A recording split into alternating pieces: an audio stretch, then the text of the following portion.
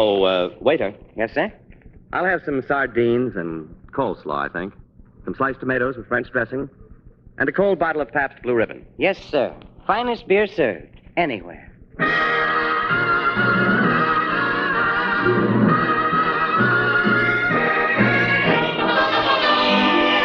From Hollywood, Pabst Blue Ribbon, finest beer served anywhere, proudly present...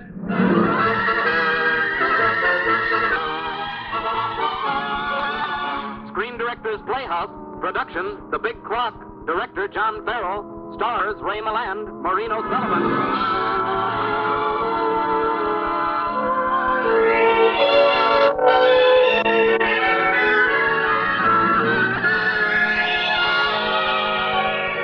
The Hollywood Screen Directors present an adventure in time, The Big Clock, starring Ray Milland and Maureen O'Sullivan, and introduced by the director of the film, Mr. John Farrell.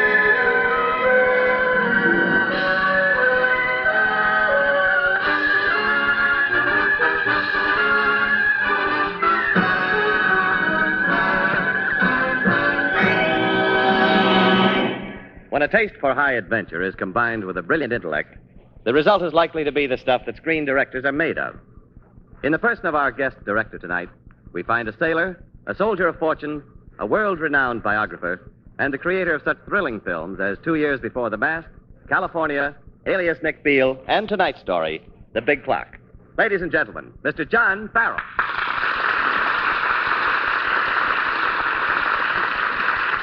Thank you. One of the most engaging forms of fiction is that nail-biting exercise known as the thriller. And, of course, the very heart of every thriller is the chase. I wanted to make The Big Clock because it revolves around the most bizarre chase I've ever encountered. Now, I think you should discover it for yourselves. The Big Clock, starring Ray Milland and Maureen O'Sullivan in the roles they originated, George and Georgette Stroud. But first of all, listen to the other star, the clock itself. The Big Clock.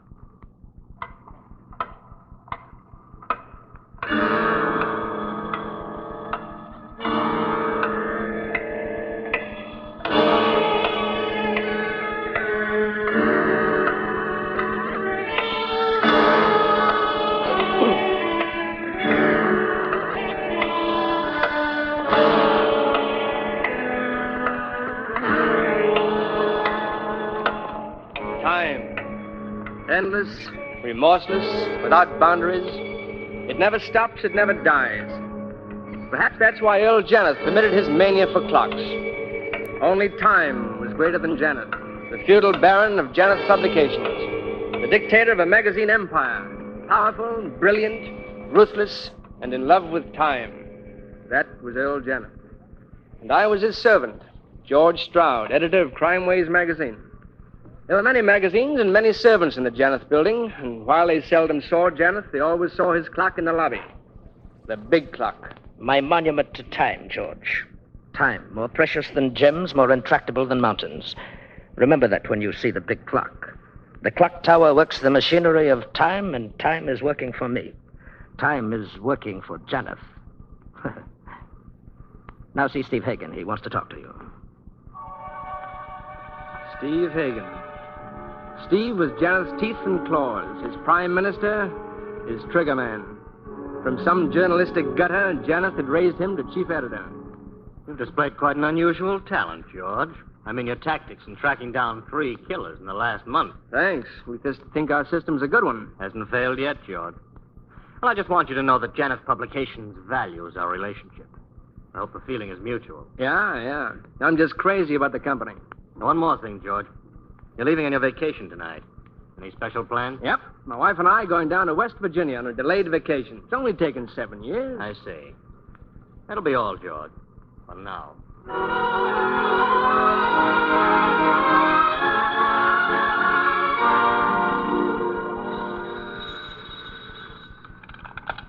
Mr. Stroud's office?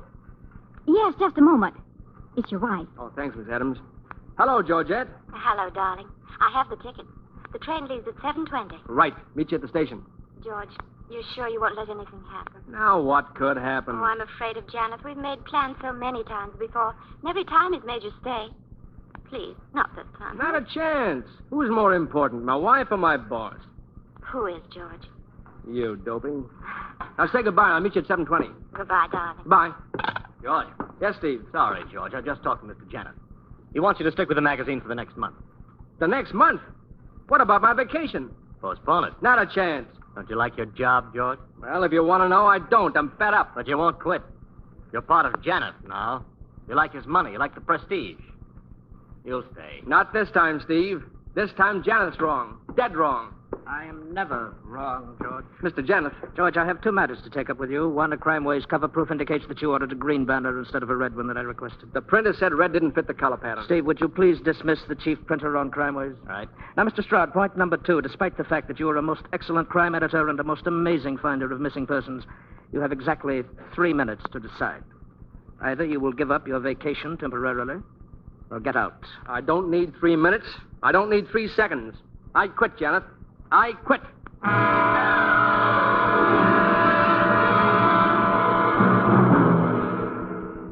When I left the building, the big clock said 5:20.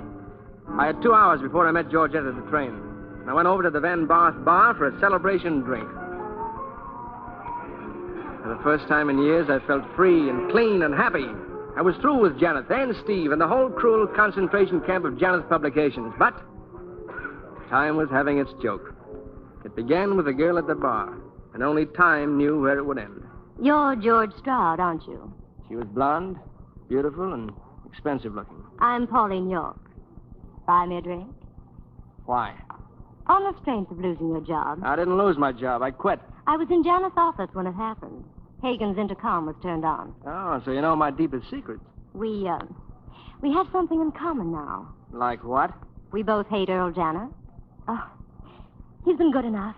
Money, an apartment. But I hate him. Bartender, Yes? a drink for the lady, just like mine. Yes.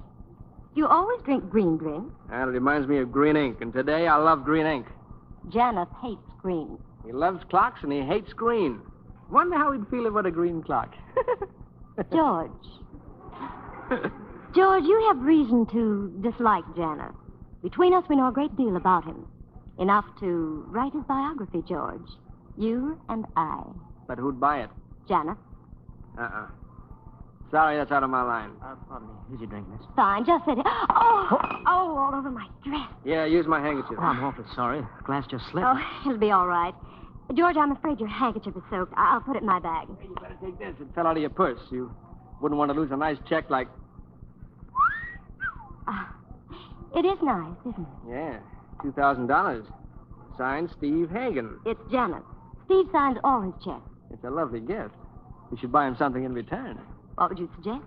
Well, I suggest a green clock. He'd really appreciate a green clock, and I'm just the guy to get it for him. Come on.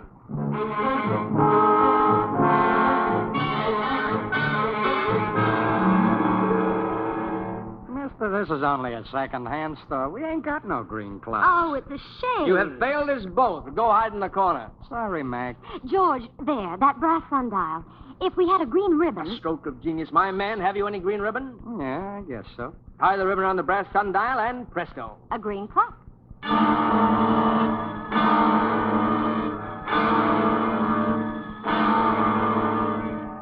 So we had fun and bought the green clock. And suddenly it was 7:30. 7:30 and the train for West Virginia had left 10 minutes ago. Georgette, I'd forgotten. I phoned her apartment. The maid answered. She called just before the train left, Mr. Stroud. Said to tell you she was leaving. On schedule, without you.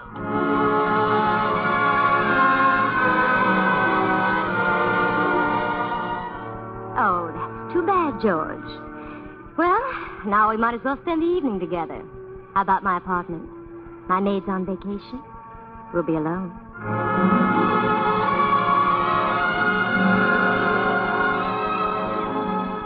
I went with Pauline. I was hurt and disappointed and sore, and I wanted to talk. It was after midnight when the phone rang.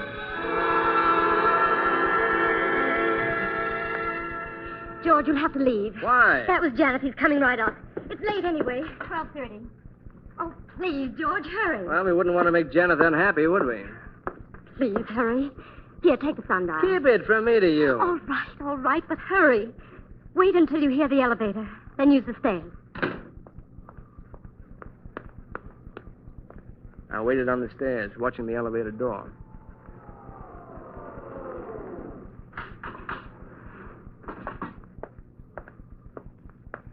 Janet stood under the hall light looking around and then in my direction, screwing up his eyes to see into the darkness.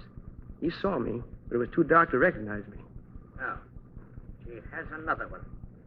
Another man for Pauline. That's all I saw. I walked down the stairs and went home to bed.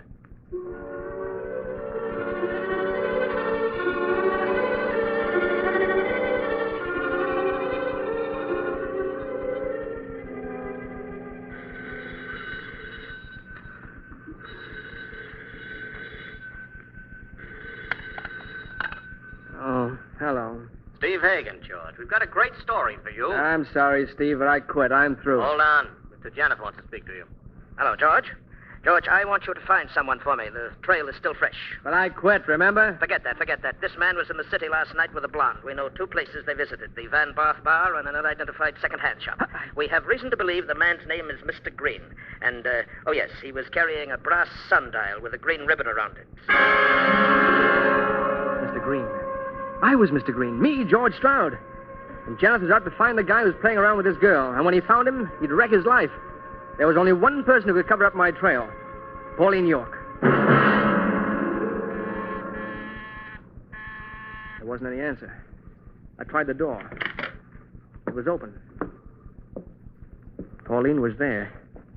At first, I thought she was wearing a red bathing cap. But she wasn't. Something had happened to her head. And she was dead. I was shocked, but I wasn't scared. I wasn't scared until I glanced at her clock, which had fallen to the floor. It was smashed. Stopped at 12:15. 15 minutes before I'd left her apartment. I did some more looking around. 3 things were missing. The sundial, the check that had been in her purse, and my handkerchief. I tried to think. I could only think of one thing. Janet. He was afraid. He was afraid because he'd murdered Pauline York and because he knew someone had seen him enter her apartment. Pauline must have told him the man's name was Green. Her last joke. Now Janet was tracking him down. And when he found him, he'd pin a murder on me. Time. I needed time to think. I had to stall Janet, stall him long enough to prove that he'd killed Pauline. And the only way I could do that was by working at his side, by helping to frame myself for the murder of Pauline York.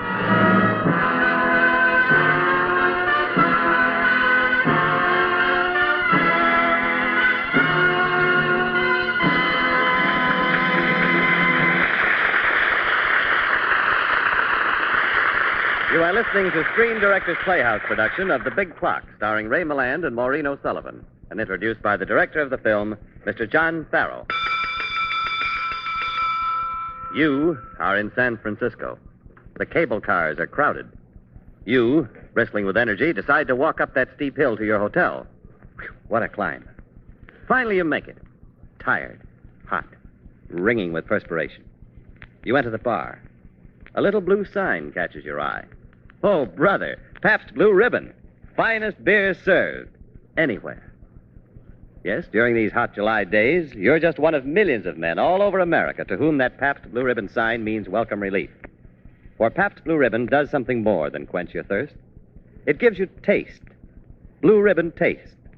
The kind of taste you can't get anywhere else in the world except in that Pabst Blue Ribbon bottle. And fortunately, you can get that Blue Ribbon bottle all over the world.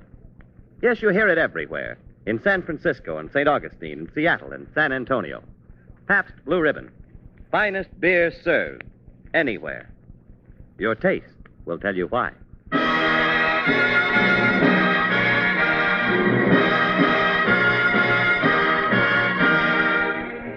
Now back to our Screen Director's production of The Big Clock, starring Ray Milland and Maureen O'Sullivan.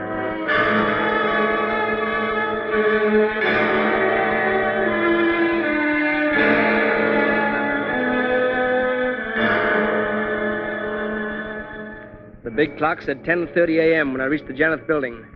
Janeth was revolting against his master, Time.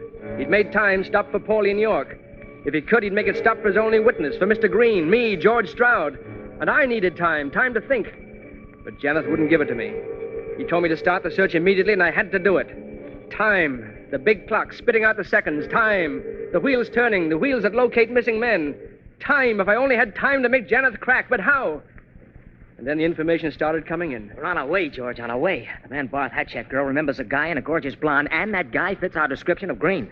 The bartender won't be in for another hour. Time. I needed time. Where was Pauline's check? Mr. Stroud, a witness saw a man answering Green's description about 10:30 last night with a blonde 4 blocks from the Van Barth. The man was carrying a brass sundial tied with a green ribbon. Time. It was moving faster. The sundial. Where was the sundial? The bartender remembers the guy, George. Says a drink was spilled on the girl. She used Green's handkerchief. Soak it up. Time. If I had to find my handkerchief. They've traced the sundial to a second-hand dealer on 3rd Avenue, a man named Cole. Time. It was running out. The second-hand dealer's on his way over, George. Time.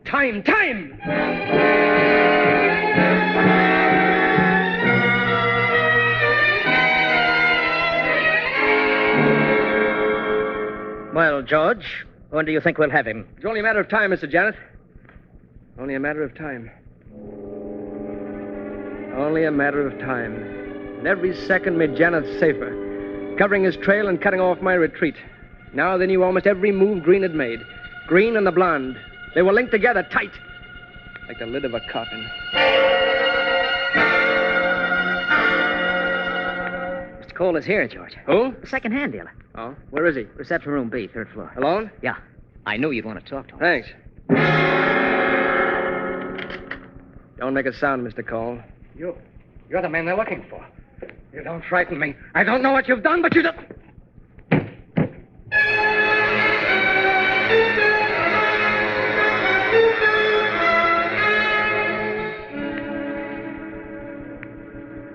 I dragged him into a broom closet. He'd get out soon. Just a matter of time. Now think fast, George. Think fast. Now is the time to hit, and hit hard. But how? I went to Janet's office. Where is this man, George? Where is he? I don't know, Janet. But a powder room attendant at the Van Barth has identified the girl. And? Her name? It's Pauline York, Steve. Did you talk with her, George? No, I couldn't. She's dead. I see. You don't seem surprised. George, why do you think we've been conducting this search? We know about her death. We haven't informed the police because we feel we can be of public service and at the same time secure an excellent story for Crime Ways. How'd you find out about it? Her maid. Her maid found her. My maid's on vacation. We'll be alone. Her maid? Yes, she phoned Steve here. Why Steve? Miss York was a protege of his. Wasn't she, Steve? Yes. Yes, that's right. I see. Then Green didn't necessarily kill her. Why, it could have been Steve here. Well, that's absurd. I phoned him at his home last night about 12:30. Within a few minutes of the murder. How do you know, Steve? A clock broke in the struggle. Oh. Then you've been in her apartment. Of course not. The maid reported it. Oh, yeah. Yeah, the maid. Yes. So Steve was in on it. He'd been in her apartment. He was protecting Janet. Time. I needed time, and the big clock was turning. I went back to my office. Mr. Stroud, your wife was here. I sent her to Steve Hagen's office. He isn't using it. We're awfully busy here. And that's the story, darling. Every bit of it. But, George, why haven't you called the police? And face a murder charge, Janet will have all kinds of alibis. George, Janet must have taken a cab when he left her place. Have you checked the cab drivers? Cab drivers? Mm-hmm. George, yet you're wonderful. Janet might have slipped up just this once. Down at him out of cigarettes. Do you have any? Right here. Oh, never mind. I'll take one out of Steve's box. George, Janet must have taken a cab. George, what's wrong? There, in the cigarette box. It's a handkerchief. My handkerchief, the one that was in Pauline York's purse. George, here you are. Hello, Steve. Second-hand dealer says he was assaulted by Green right here in the building. We have him trapped. Oh, George. Special police are guarding all the exits. The second-hand dealer, the bartender, the hat check girl are scrutinizing everyone. Well, I guess we've got him. And George, Janet has ordered the guards to shoot to kill.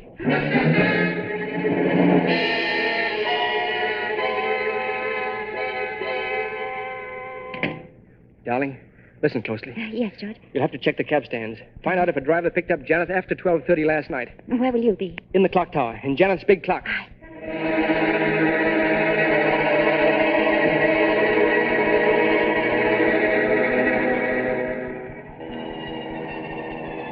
Time. Passing the seconds around me. Time to live and time to die. And only the sound of the electric generator that makes the clock go round. Nice blue sparks. Power enough to kill. And the seconds go by. Time, the sundial. Where was the sundial? Time, the sundial, the clock. Here, that's it.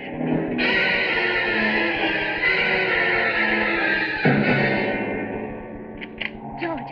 Here. That fool, Georgette. That clock-crazy fool hid the sundial here in the big clock. Oh, you found it. There's bloodstains on it. This sundial killed Pauline York. Oh, George. Look out. Get away from that generator. It's dangerous. All right. I checked the fare records at the taxicab company. Janet was driven to 612 Sutton Place. Steve. That's Steve's address. Georgette, it fits. When Janet asked Pauline about the man she'd been with, she taunted him into an egotistical rage. He killed her and then ran to Steve.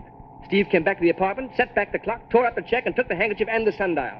And Janet was just crazy enough to take the sundial from Steve and hide it here. Oh, but they're hunting you, George, to kill you. Georgette, find Steve and Janet and bring them here, and hurry. All right.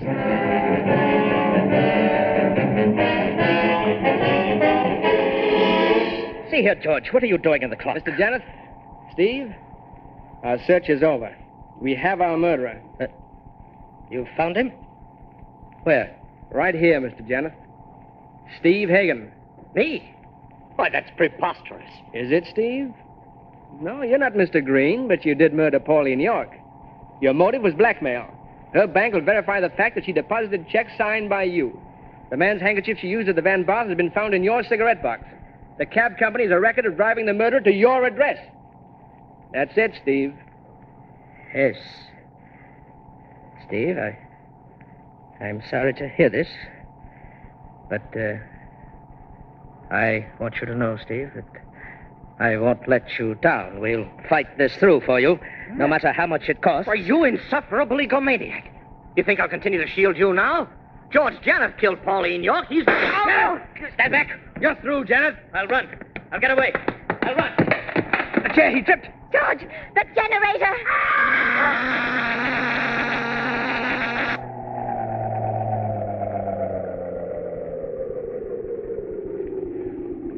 Well, he's dead. Electrocuted. Guess you better call the police.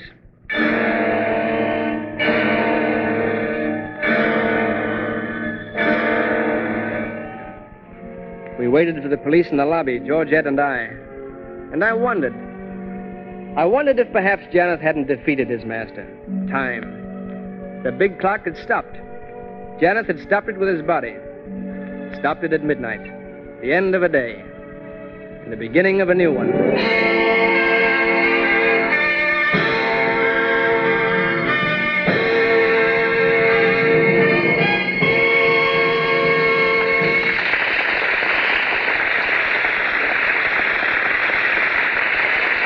You have just heard the last act of The Big Clock.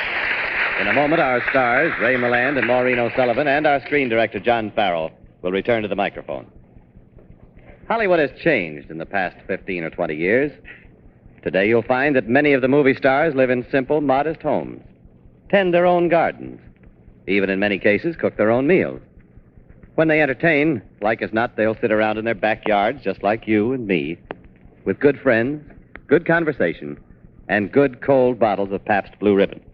Everything in perfect taste. Blue Ribbon taste. And it's that Blue Ribbon taste that makes this internationally famous beer so popular. Not only here in Hollywood, but all over America. Yes, you hear it everywhere. In New York's famous restaurants. In Wisconsin's beautiful summer resorts. In Colorado's cool vacation spots. Pabst Blue Ribbon. Finest beer served anywhere. Your taste will tell you why.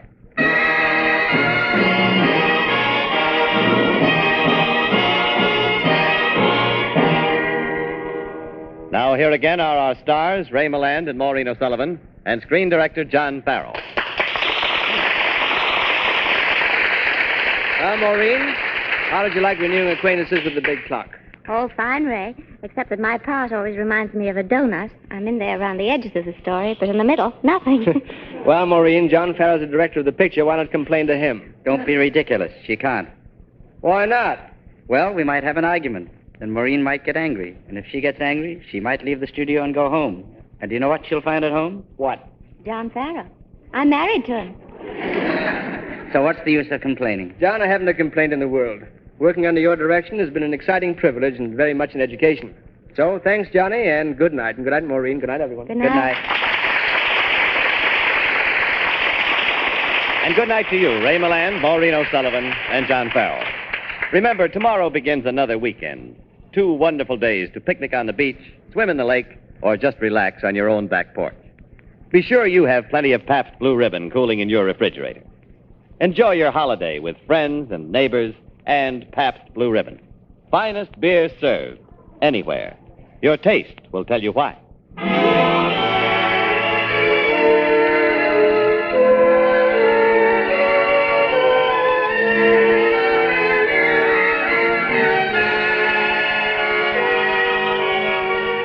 Next week on Screen Directors Playhouse, Pabst Blue Ribbon presents Yellow Sky, starring Gregory Peck.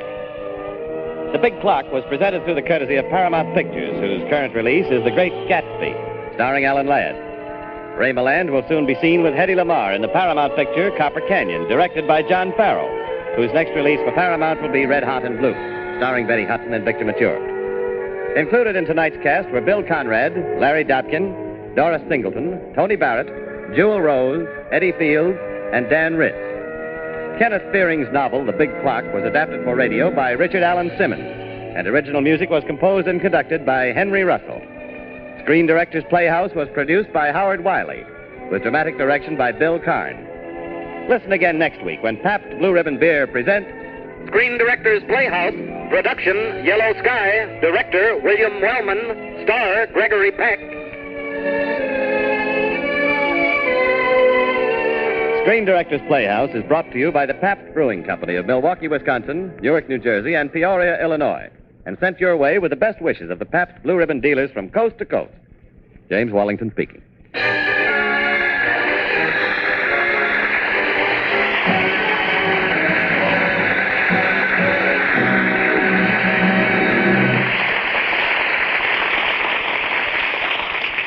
This is NBC, the national broadcasting company.